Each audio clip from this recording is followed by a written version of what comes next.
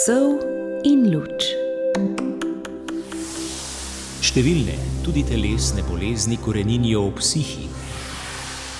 Bog je svetloba, ki nas povezuje v edinost za prazničnost. Kadar advent kraljuje, TV ne deluje.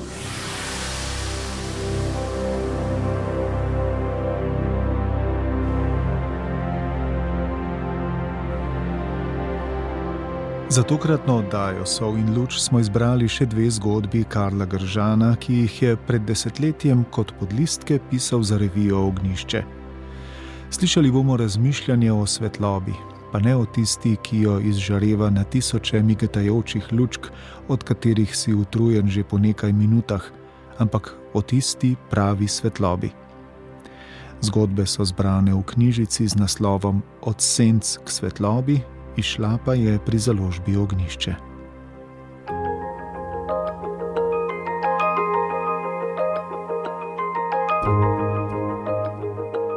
Ko te nekdo podpre v tebi samem. Kar naprej telefonarim v nazarje in jih nadlegujem. Ne le zase. Toliki so, ki jih je življenje izpilo in jim je potrebno dodati moči. Ne navzven, pač pa v njihovo notrino. In sestre Klarise, ki noč in dan dežurajo pred tabernakljem, so zato specialistke. Po njihovi povezanosti z Jezusom, v svoji molitvi te preprosto nanj navežejo, se dogajajo izjemne stvari. Umirjajo in razrešujejo se tudi najtežje notranje zagonetke. Ujetniki racionalizma stavimo veliko le na svojo pamet. Z njo bi radi obvladovali vse, ne le tehniko, pač pa tudi človekovo psiho, pa naše duhovne razsežnosti. In se gremo razne tehnike in analize. A je očitno tako, da človeka ne moreš obvladati le z razumom. Prav tako mu ne moreš pomagati le s pametovanjem.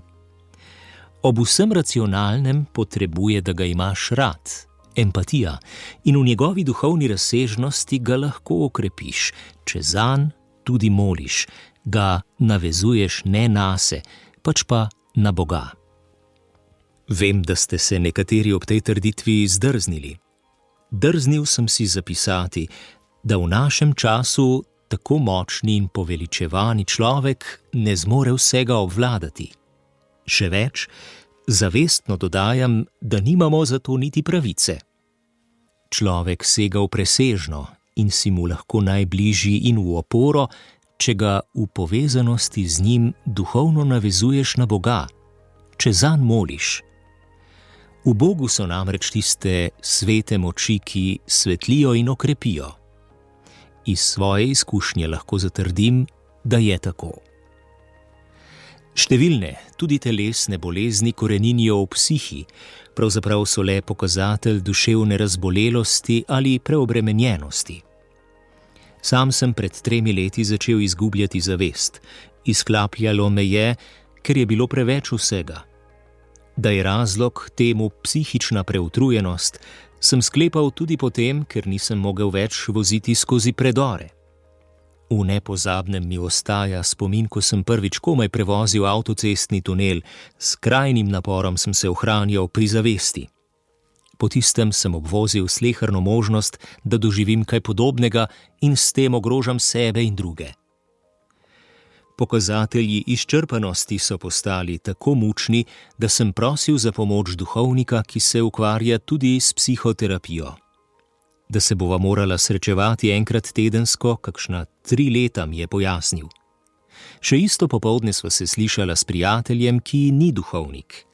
Razložil sem mu situacijo, on pa me je vprašal, pa sta kot duhovnika za razrešitev tvoje stiske tudi kaj molila? Nisva. Šla sva se samo psihoterapijo. Moški raje pametujemo, manj molimo. Po nekaj dneh me je zopet poklical. Pridi v Dramlje. In sem šel. Začel mi je pripovedovati. Te dni sem zate molil. In ko sem rekel Gospodu, naj ne dopusti, da bi te 3 leta mrcvarili, sem zaznal, naj prosim zate. Zazrl se je vame in vprašal: veruješ, da je Jezus rešitelj? Seveda verjamem. Veruješ, da te lahko svojo močjo odreši in svojo ljubeznijo notranje ozdravi in okrepi v tvoji preizčrpanosti? Ob tem vprašanju sem se zdrznil. Menda ne bo rekel, da me je Jezus rešil. A kaj naj mu odgovorim? Če bi ne bil duhovnik, bi se verjetno takrat v odgovoru izmaknil. Tako pa verjamem, sem rekel, in upal, da se ne bo nadaljevalo, kot se je. Povabil me je k molitvi. Vem, sliši se čudno. Če bi zapisal, da sva samo razglabljala o mojih težavah, bi bilo v normah naših predstav. Midva pa sva molila. Mnogi, ki niso duhovniki, mnogo bolj kot jaz stavijo na svete moči, ki svetlijo in ozdravljajo. In zato molijo za tolike. V Bogu ni daljav, ni ločenosti. Jezus pravi, da smo v njem eno. Včeraj mi je dal Gospod vedeti: rešen si. To je potrdil z znamenjem. Sedi za volan in pelji skozi predora proti Mariboru. Zajela me je groza. Nikoli ne vozim tujih avtomobilov, sedaj pa sedel sem za volan in prosil njega, v katerega verujem, naj me reši moje nevere. Čutil sem, kako mi pot obliva telo. Še nekaj 10 metrov in nič ni bilo. Pravzaprav mi je postal predor proti svojemu koncu celo čarobno lep. S tistimi lučmi se mi je zdel kot praznično ozaljšan. Tudi viadukte proti sledečemu tunelu sem prevozil notranje miren. Veš, je rekel prijatelj, ko sva se bližala svetlobi na koncu drugega tunela, predor je samo bližnjica od ene svetlobe k drugi. In sem vedel, da sem odrešen. Od takrat vozim notranje miren tudi skozi najdaljše predore. Nekdo je molil zame in svete moči so me okrepile in sem ozdravel. Ko sem končal tale zapis, me je poklical prijatelj, ki je pediker mojima konjičema, kovač, ki ima ureja kopita. Prosil sem ga za odmev na prispevek. Ko sem mu prebral zapisane vrstice, je rekel: hotel si povedati, da te je molitev odrešila. To je super. A prispevek, sem želel potrditev. On pa je odgovoril: ne, super je to, da nas molitev odrešuje.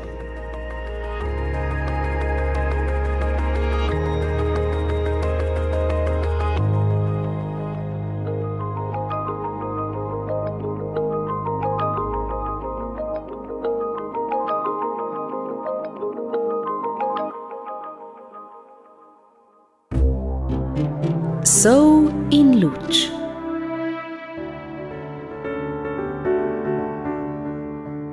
Tisti, ki prinaša svetlobo. Zopet bodo v vsem razkošju zableščale luči. A ves ta kup bleščave še ni zagotovilo, da bomo doživeli tudi v sebi notranjo prijetnost in toplino prazničnih dni. Ta namreč ni odvisna od luči. Njo prebuja bližina. Premalo vrstic mi je namenjeno v teh 3 stolpcih, da bi poglobljeno razložil vsebinsko razliko med besedama luč in svetloba. A je bistvena. Če nas svetloba priteguje v medsebojno bližino za notranjo toplino, potem luč blešči in zaslepi, da odtuji in se ne vidimo. Bog ni prinašalec luči, zunanje bleščave. To prinaša tisti, ki ga ni vredno niti imenovati. Škoda, da niso prevajalci Svetega pisma upoštevali to bistveno razlikovanje, ki ga omogoča slovenski jezik. Bog je svetloba, ki nas povezuje v edinost za prazničnost, ki se budi v zaznavi ljubeče bližine. Zakaj doživljajo številni prav ob praznikih toliko tesnob? Na milijone luči vse blešči in za povrh še utripa, da bi nas še bolj pritegnilo v bleščavo. V tolikih ljudeh pa ponotranjena mračnost, ko ječi duša v osami. preveč smo stavili samo na zunanje. Smo toliko skromni, da si bomo zmogli priznati poraz, slepo ulico, v katero smo zašli, in se povrnili k sebi in Bogu in k pristnosti vsega, kar nas obdaja v življenju. Ali pa bomo še naprej vztrajali za šminko in ohranjali samo videz? Do navideznega nimaš odnosa, mask ne spoštuješ, ker so utvara in do tebe prevara. V času, v katerem je iskrenost dragocena izjemnost, sega strast po bližini že v skrajno, v neznosno. Koliko nespoštljive in nerazsodne grobosti se dogaja v hotenju po bližnjem, v njegovem resničnem. Življenje nosi v sebi zahtevo po sočutju, v pristno osebnem. Bog se je sklonil v temo, v njo se je utelesil, da bi prinesel svetlobo. On sam je svetloba, ne kičasto bleščave luči. Ljubeča bližina v sočutju nas svetli in krepi za življenje. Se bomo uspeli odtrgati od blišča in se povrniti k zaznavi Boga in sočloveka? Kako dolgo bomo še vztrajali v omamah vseh vrst, da bi vzdržali bleščavo godljo, ki nas duši in rojeva odpor in upor na zahodu? Da je v svetu nekaj narobe, je to sploh še treba komu dokazovati, se sprašuje Viktor Frankl. In Hermann Hesse govori o dnevih, ko umira duša. Dnevih notranje praznote in obupanosti, ob katerih se nam sredi razdejane zemlje, izčrpane od delniških družb, ob vsakem koraku reži nasproti človeški svet in tako imenovana kultura v svojem zlaganem in nizkotnem pločevinastem sejemskem blesku, kakor bljuvalo, zgoščena in prignana do vrhunca neznosnosti, v lastnem bolnem jazu. Kolikšna škoda, ker znamo razumeti in obvladati toliko vsega le na povrh. V notranji resničnosti pa tako malo in smo zato tako zelo sami. Resničnost je v osebni notrini, kjer lahko poiščem zvezo v odnosu s človekom in z Bogom, in s cvetjem, in živalmi in kamni in s potokom, ki me z žuborenjem kliče v pozornost. Nič ni samo navzven. Resničnost vsega sega v globino. Le tam se lahko v srečanju porodi sreča. Kolikšen odmev je doživel mali princ Antoine de Saint-Exupéryja. Očitno je ubral prave strune, ko je izrekel veliko potrebo za naš čas po besedah lisice. Čuj mojo skrivnost. Zelo preprosta je. Kdor hoče videti, mora gledati s srcem. Bistvo je očem nevidno. Upam, da je ta lisica dovolj zvita, da se s svojim sporočilom prelisiči k našemu življenju. Advent ponuja priložnost, da ugasnemo luči in vse, kar nas krade iz medsebojne zaznave, ter prižgemo svečke na venčku pričakovanja. Kadar advent kraljuje, TV ne deluje. Napis, ki ga prilepijo vsako leto čez TV ekran pri sosedovi družini. Kako pomembno se je podariti bližnjim v sočutno bližino. Čas, ki jim ga odmerimo, meri, koliko so nam vredni. V nepozadnjem mi ostajajo besede takrat še malega nečaka. Striček, za praznik mi prinesi sebe. Tudi Jezus nam ni prinesel nič drugega kakor sebe, in nas vabi, naj se sklonimo k njemu in ga sprejmemo k sebi. In ob njem objemimo tudi svoje najbližje. Sedaj že rajska gospa Staša Šoba mi je v preteklem letu zapisala na božično voščilnico: zares pomembne so tiste lučke, ki jih bomo prižgali v očeh naših bližnjih. Naj bo veliko trenutkov sprejetosti, ko bomo čutili, da ne bi hoteli biti nihče drug in nikjer druge. Za konec pa še tole prijateljem in znancem, ki mi že nekaj let voščite za praznike, le po elektronski pošti in SMS sporočilih. Prosim, ne pošiljajte mi voščil, ki so prepisane dopadljive misli in z enim klikom poslane vsem, ki jih imate v imeniku. Raje mi zaželite dobro tako, da vas bom vsaj slišal po telefonu ali pa bral vaš rokopis na božični kartici, da se vsaj malce zaznamo tudi osebno.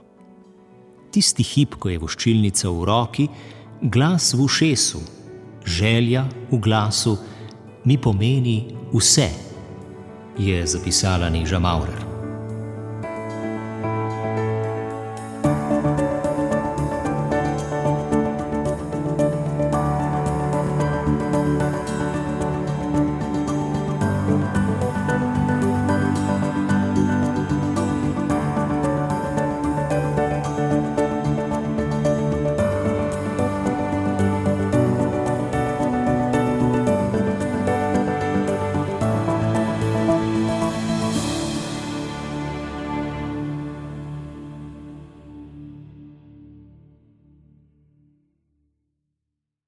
V oddaji Sol in luč ste poslušali dve razmišljanji iz knjige z naslovom Od senc k svetlobi avtorja Karla Gržana.